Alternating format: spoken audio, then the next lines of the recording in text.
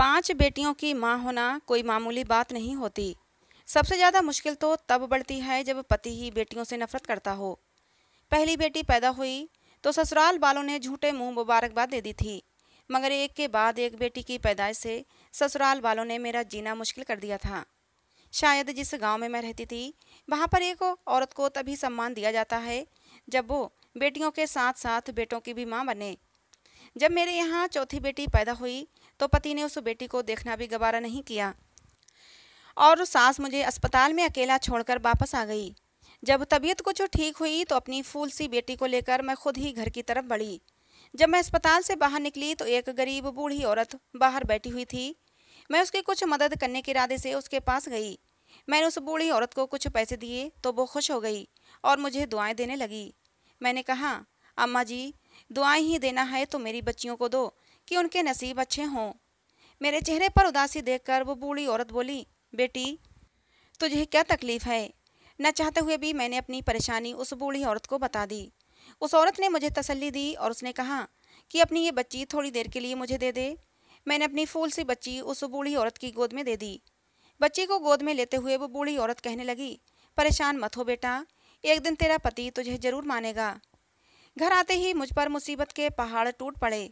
घर पर मेरा स्वागत मेरे पति ने मुझे थप्पड़ मारकर किया। सास ने मेरी बेटी मेरी गोद से लेकर उसे बेड पर पटकने वाले अंदाज में रखा और कामों की लंबी लिस्ट मेरे सामने रख दी कि फटाफट घर के कामों में लग जाओ। मेरी जेठानी तो 3-3 बेटों की माँ थी। बात बात पर बेटों की माँ होने का रौब जमाया करती थी। मैं खामोशी से सब्र करती रही। जिंदगी धीरे धीरे यूं ही गुजरने लगी थी। मेरी फूल सी बच्चियों को बाप और दादी का प्यार नहीं मिला। अक्सर मैं सोचा करती थी कि बेटियां भी तो भगवान की बनाई हुई होती हैं। सब कुछ तो भगवान के हाथ में होता है। जिसे चाहे बेटा दे, जिसे चाहे बेटी दे, फिर क्यों उसका कसूरवार एक औरत को ठहराया जाता है। धीरे धीरे समय बीतता गया और एक बार मैं फिर से प्रेग्नेंट हो गई। 4 बेटियों के बाद अब मेरी भी यही अभिलाषा थी कि भगवान मुझे बेटा ही दे दे, ताकि मैं अपने पति और सास की शिकायत को दूर कर सकूं। जैसे जैसे मेरी डिलीवरी का समय करीब आ रहा था, मेरा डर बढ़ता जा रहा था। मेरा पति दूसरे शहर में रहता था काम के सिलसिले में। इस बार तो उसने साफ साफ कह दिया था कि अगर इस बार भी बेटी को जन्म दिया तो मैं तुम्हें डिवोर्स दे दूंगा। उनकी बात सुनकर मेरा शरीर कांपने लगा था। मैं पूरा दिन रोती रही और भगवान से प्रार्थना करती रही, लेकिन भगवान ने शायद मेरी किस्मत में दुख उठाने लिखे थे। मेरी तबीयत खराब हुई और मुझे हॉस्पिटल में एडमिट कराया गया। जब मुझे होश आया तो मेरे पास नर्स खड़ी थी। मुझे होश में आता देखकर मुस्कुराती हुई बोली, मुबारक हो, आपने प्यारी सी बेटी को जन्म दिया है। नर्स की बात सुनकर मेरी आंखों में आंसू आ गए। एक बार फिर से मैं और मेरी बेटी बिन किए पापों की सजा भुगतने वाले थे। मेरा दिल चाहा कि मेरी सांस रुक जाए और मैं इस मुसीबत से छूट जाऊं, लेकिन ये मुमकिन नहीं था। वो नन्ही सी गुड़िया रो रही थी। मैं उसे सीने से लगाकर रोने लगी।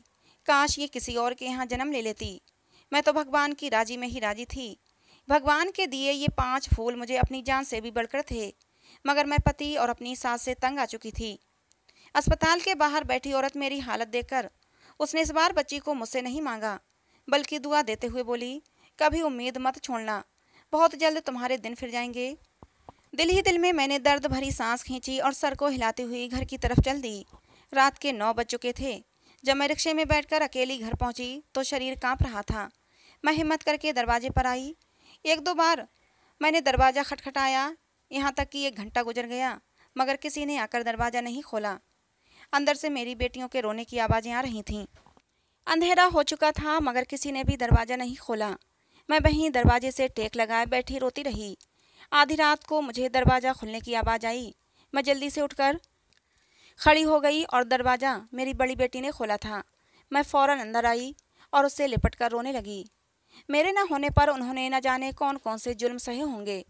मेरा पति बेखबर सो रहा था। मैं अपनी 5वीं बेटी के साथ कमरे में जाकर सो गई।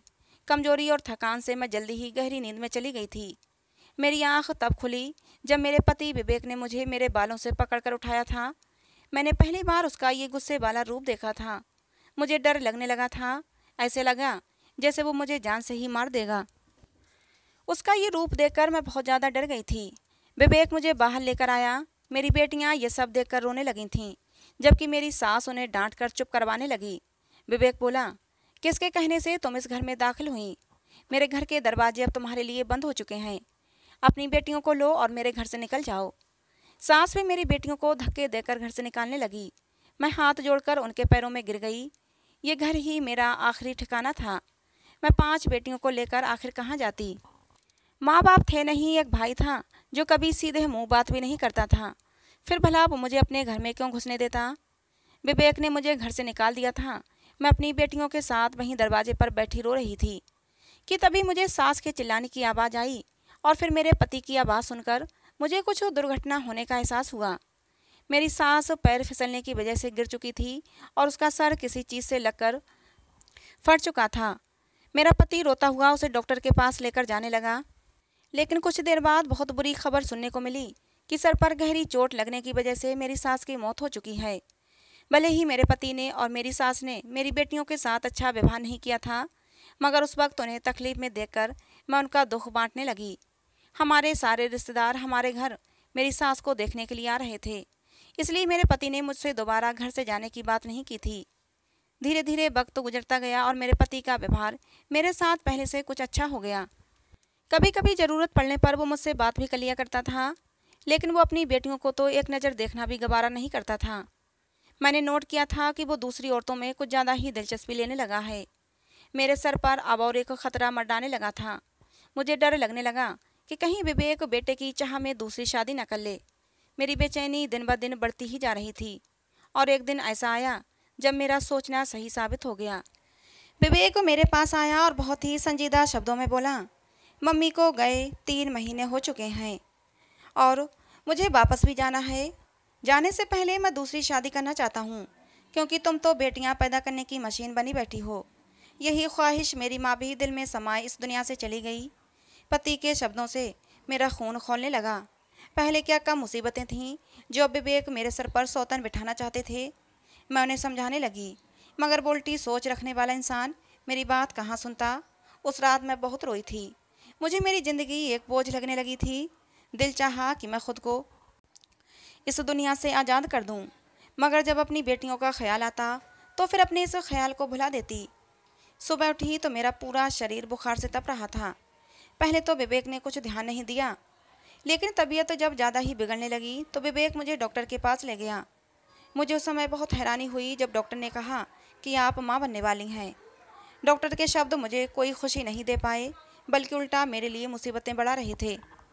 विवेक को आज मुंबई भी जाना था। जब उसने ये खबर सुनी तो खामोशी से मुझे घर ले आया और मुझसे गुस्से भरी आवाज़ में बोला, इस बार बेटा हुआ तो ठीक है, लेकिन अगर लड़की हुई तो वो मुझे घर में दिखनी नहीं चाहिए। उसे कहीं भी डाल देना, लेकिन इस घर में लेकर मत आना। अगर मेरी बात नहीं मानी तो तुमको और तुम्हारी 5 बेटियों को ऐसी जगह भिजवा दूंगा जहाँ से तुम दोबारा कभी वापस नहीं आ पाओगी। अपने पति विवेक की बात सुनकर मैं काँप कर रह गई थी। विवेक मुझे धमकी देकर मुंबई चला गया और मैं डर डर कर अपने दिन पूरे करने लगी। जैसे जैसे डिलीवरी का समय निकट आता जाता था, मेरे दिल की धड़कन उतनी ही तेज होती जाती थी। मेरे घर में छठी बेटी का आना मतलब मेरी 5 बेटियों के लिए और मेरे लिए मुसीबत खड़ी होना। मैं भगवान से यही प्रार्थना करती कि हे भगवान, मुझे इस बार बेटा ही दे दे। मुझ पर और मेरी बच्चियों पर दया कर। अगर मुझे छठी बेटी हुई तो मैं उस नन्ही सी जान को मारने के बारे में सोच भी नहीं सकती थी। और जैसा कि विवेक मुझे धमकी देकर गया था, ना ही मैं उसे लावारिसों की तरह इधर उधर छोड़ सकती थी। धीरे धीरे दिन गुजरते रहे और मेरे 9 महीने पूरे हो गए और फिर मैं जाकर हॉस्पिटल में एडमिट हो गई। मैं आखिरी समय तक भगवान से बेटे की ही दुआ मांग रही थी, लेकिन भगवान को शायद कुछ और ही मंजूर था। भगवान ने इस बार भी मुझे बेटी ही दी। विवेक का बार बार फ़ोन आ रहा था, लेकिन मैं बार बार फ़ोन काट रही थी। मैं उसको क्या जवाब देती कि तुम छठी बेटी के बाप बन गए हो। दिल चाह रहा था कि चीखें मार मार कर रोऊं। मैं उस नन्ही सी जान को सीने से चिपकाए आंसू बहा रही थी। मैं तो उसको मारने के बारे में सोच भी नहीं सकती थी, ना ही विवेक को बता पा रही थी कि मैंने फिर से बेटी को जन्म दिया है। मैं कोई बीच का रास्ता सोचने लगी और फिर मैंने एक फ़ैसला कर लिया। तबीयत तो थोड़ी सही हुई तो मैं हॉस्पिटल से निकली और हॉस्पिटल के बाहर बैठने वाली उस औरत के पास चली आई। मैं उसका हाथ पकड़कर थोड़ी साइड को ले गई। वो बेचारी गरीब औरत मुझे इस तरह देखकर हैरान हो रही थी। फिर मैंने उसके कान में कुछ कहा। मेरी बात सुनकर वो हैरान हो गई, लेकिन वो मेरी बात समझ गई और मेरी बेटी को अपनी गोद में ले लिया। जब उसने मेरी बेटी को गोद में लिया तो मेरा दिल हजारों टुकड़ों में बट गया था। मेरा दिल कर रहा था कि मैं इतने जोर से रोऊं कि सारे संसार को मेरे दुख के बारे में पता चल जाए, लेकिन मैं ऐसा नहीं कर सकती थी। दिल पर पत्थर रखकर मैंने अपनी नन्ही सी गुड़िया उस गरीब औरत की गोद में दे दी। आंखों में आंसू लिए मैं घर की तरफ चल दी। मैंने सोच लिया था कि विवेक से कहूंगी कि मैंने एक बेटी को जन्म दिया था, लेकिन जन्म लेने के कुछ ही समय बाद हमारी बेटी इस दुनिया से चली गई। मैं घर पहुंची ही थी तभी विवेक का फ़ोन आ गया। मैंने फ़ोन उठाया और हेलो कहा।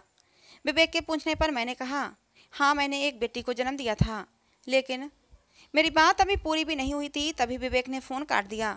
मैंने दोबारा विवेक को फ़ोन किया, लेकिन विवेक ने मेरा फ़ोन नहीं उठाया। मैं बार बार विवेक को फ़ोन करती रही और वो बार बार मेरा फ़ोन काट रहा था। मैं अपनी बच्चियों को सीने से लगाए वहीं बैठकर रोने लगी। समय धीरे धीरे गुजरने लगा और फिर 1 साल 2 साल पूरे 18 साल गुजर गए, लेकिन विवेक ने हमारी कोई खैर खबर नहीं ली। घर में जितनी जमा पूंजी थी धीरे धीरे सब कुछ खत्म हो चुकी थी।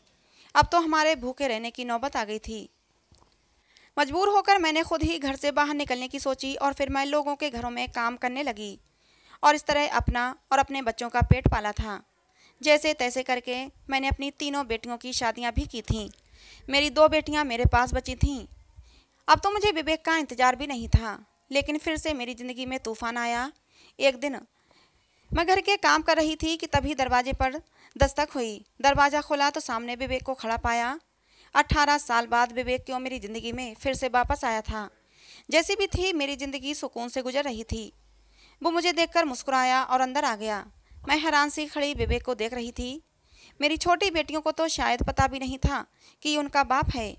मेरे बताने पर उन्होंने कोई ख़ास प्रक्रिया नहीं दी थी और कमरे में चली गईं। विवेक को कोई फ़र्क नहीं पड़ा। मुझे हैरान देखकर बोला कि मैं अब यहीं रहूँगा, लेकिन तुम कोई खुशफहमी मत पाल लेना। मैं यहाँ 2 महीने से आया हुआ हूँ और मैंने अपने लिए एक लड़की भी पसंद कर ली है और मैं जल्दी ही उससे शादी करने वाला हूँ। विवेक की बात से मुझे कोई हैरानी नहीं हुई। मैं तो कब का ये मान चुकी थी कि विवेक ने दूसरी शादी कर ली होगी, लेकिन आंखों में आंसू जरूर आ गए ये सोचकर कि जब विवेक को दूसरी ही शादी करनी थी तो उसे मेरी ज़िंदगी में आने की क्या ज़रूरत थी। मैं तो कब का उसके बिना जीने की आदत डाल चुकी थी। विवेक फ्रेश होकर कमरे में आराम करने जा चुका था और मैं वहीं बैठी आंसू बहाती रही। विवेक ने एक बार भी नहीं पूछा कि तुमने 18 साल कैसे गुजारे, हमारी बेटियां कैसी हैं। एक बार भी मुझसे बात करने की ज़रूरत नहीं समझी। विवेक ने बताया उसने एक लड़की को पसंद कर लिया है और वो जल्दी ही उससे शादी करेगा। कल ही उसकी माँ अपनी बेटी को लेकर हमारे घर आने वाली है और कल ही मैं शादी कर लूँगा। पंडित जी को मैंने पहले ही बोल दिया है, कल तुम सारी तैयारियां करके रखना। विवेक की बात सुनकर मैं अंदर ही अंदर रोती रही, अपने आंसू पीती रही और विवेक की शादी की तैयारियां करने लगी। अगले दिन मैं उठी और घर की साफ सफाई की। विवेक के लिए नाश्ता बनाया और उसे उठाया। उसने नाश्ता किया। उसने अपनी एक भी बेटी के बारे में अभी तक नहीं पूछा था। विवेक ने कहा कि दोपहर तक माँ बेटी घर आने वाले हैं, तुम सारी तैयारियां करके रखना, पंडित जी कुछ ही देर में आ जाएंगे। मुझे हुक्म सुनाकर विवेक चला गया। दोपहर को विवेक उस लड़की को और उसकी माँ को लेकर आ गया। उस लड़की का नाम नेहा था। दोनों माँ बेटी को विवेक ने दूसरे कमरे में बिठा दिया और मुझे आकर बोला कि तुम जाओ नेहा को दुल्हन की तरह तैयार करो। मेरे अंदर तो कोई जज्बात ही नहीं बचे थे। मैं चुपचाप उठी और नेहा को तैयार करने चल दी। नेहा को देखकर मुझे बहुत ज़्यादा दुख हुआ। मुश्किल से 17-18 साल की लड़की थी। बहुत ही प्यारी सी मासूम सी बच्ची थी। विवेक को जरा भी शर्म नहीं आई इतनी कम उम्र की लड़की के साथ शादी करते हुए। तभी मेरी नज़र उस लड़की की माँ पर पड़ी। उस औरत को देखकर मुझे कुछ कुछ याद आने लगा। मुझे ऐसा लगा कि जैसे मैंने उस औरत को कहीं देखा है और फिर जब मुझे याद आया तो मेरे सिर पर आसमान गिर पड़ा। ये तो वही औरत थी जो हॉस्पिटल के बाहर बैठा करती थी और उसी को तो मैंने अपनी बच्ची दी थी। तो इसका मतलब मैं नेहा की माँ हूँ। नेहा मेरी ही बेटी थी। मैंने उसको पकड़कर कहा, बताओ तुम वही हो ना जो हॉस्पिटल के बाहर बैठती थीं और मैंने तुमको ही अपनी बेटी दी थी। वो औरत भी मुझे पहचानने की कोशिश कर रही थी। मेरे पूछने पर वो आंखों में आंसू भरकर बोली, हाँ मैं वही औरत हूँ जिस औरत को तुमने अपनी बच्ची दी थी और नेहा तुम्हारी अपनी खुद की बच्ची है। मुझे माफ़ कर दो। पता नहीं विवेक ने कहाँ नेहा को देख लिया और उससे शादी करने की जिद करने लगा। उसने 2-1 बार नेहा से भी कहा, लेकिन उसने मना कर दिया था। फिर वो मेरे पास आया और मुझे पैसों का लालच दिया। नेहा शादी के लिए बिल्कुल भी राजी नहीं थी। वो भला एक बूढ़े आदमी के साथ शादी कैसे कर सकती थी। मैंने नेहा को राजी किया। मैंने कहा, विवेक पैसे वाला है, हमारी और तुम्हारी जिंदगी सुधर जाएगी, क्योंकि अब भी मैं पहले की तरह गरीबी में ही जीवन बिता रही हूँ।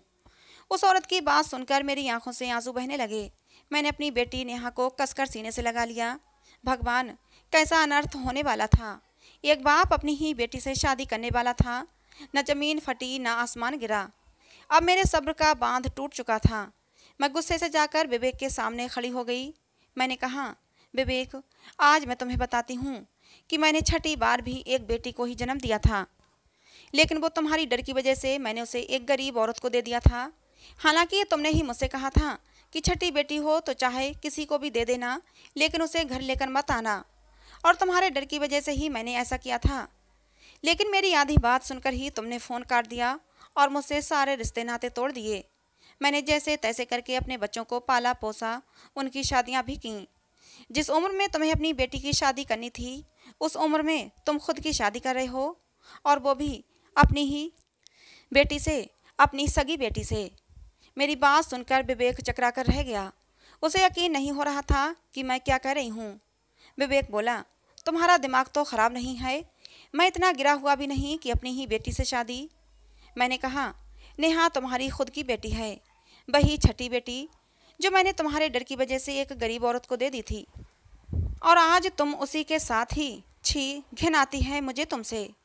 मेरी बात सुनकर विवेक मुझे फटी फटी आंखों से देखने लगा था, और जब थोड़ा होश में आया तो अपना सर अपने हाथों में पकड़कर बैठ गया और फिर घर से निकल गया। मैंने दोबारा नेहा के पास गई तो नेहा रोते हुए अपने शरीर से एक एक जेवर को खींच खींच कर फेंक रही थी। मैंने उसे संभाला, उसे तसल्ली दी। बहुत देर तक उसे सीने से लगाए बैठी रही। थोड़ी देर बाद नेहा को थोड़ा सुकून हुआ तो वो सो गई। 8 दिन गुजर गए, लेकिन विवेक का कोई पता नहीं था। आज सुबह से ही मेरा दिल बहुत परेशान हो रहा था। बार बार बुरे बुरे ख्याल आ रहे थे, लेकिन फिर भी मैं घर के कामों में लगी हुई थी। तभी दरवाजे पर एम्बुलेंस की आवाज़ आई। मैंने घबराकर दरवाज़ा खोला तो मेरे पैरों तले से ज़मीन निकल गई। हॉस्पिटल के कुछ कर्मचारी विवेक को घर के अंदर ला रहे थे। विवेक की हालत देखकर मेरा दिल भी रोने लगा था।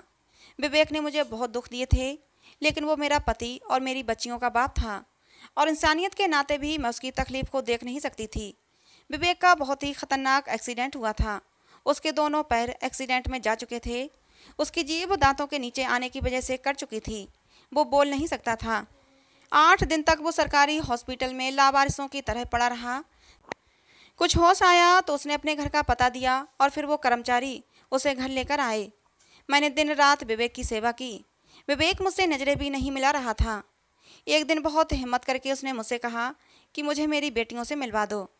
मैंने उसकी 5 बेटियों को उसके सामने लाकर खड़ा कर दिया, लेकिन नेहा उसके सामने नहीं आई थी। उसने रो रो कर अपनी बेटियों से माफ़ी मांगी थी। मेरी बेटियों ने भी अपने बाप को माफ़ कर दिया था। आखिर वो उनका बाप ही तो था। विवेक ने मुझसे इशारों में कहा कि वो नेहा से मुझे माफ़ी दिलवा दे। अगर नेहा मुझे माफ़ कर देगी तो फिर हो सकता है मेरे दिल का बोझ कुछ कम हो जाए। नेहा को भी अपने बाप की यह हालत देखी नहीं जाती थी। उसने भी अपने बाप को माफ़ कर दिया। विवेक की जमा पूंजी से हमने एक बिजनेस स्टार्ट किया, और फिर मेरी बेटियों के नसीब से वो बिजनेस चल पड़ा। घर में अब पैसे की कोई कमी नहीं थी। विवेक ने अपने कमरे में ही एक छोटा सा मंदिर बनवा लिया है, और हर वक्त तो भगवान के सामने बैठा रहता है और रोता रहता है। शायद अपने गुनाहों की माफ़ी मांगता है। तो दोस्तों, आपको आज की हमारी ये कहानी कैसी लगी? कमेंट बॉक्स में ज़रूर बताना। कहानी पसंद आई हो तो प्लीज़ लाइक करना। ऐसे ही और कहानियों के लिए हमारे चैनल को सब्सक्राइब करना। कहानी को अंत तक सुनने के लिए आप लोगों का बहुत बहुत धन्यवाद दोस्तों। मिलते हैं अगली किसी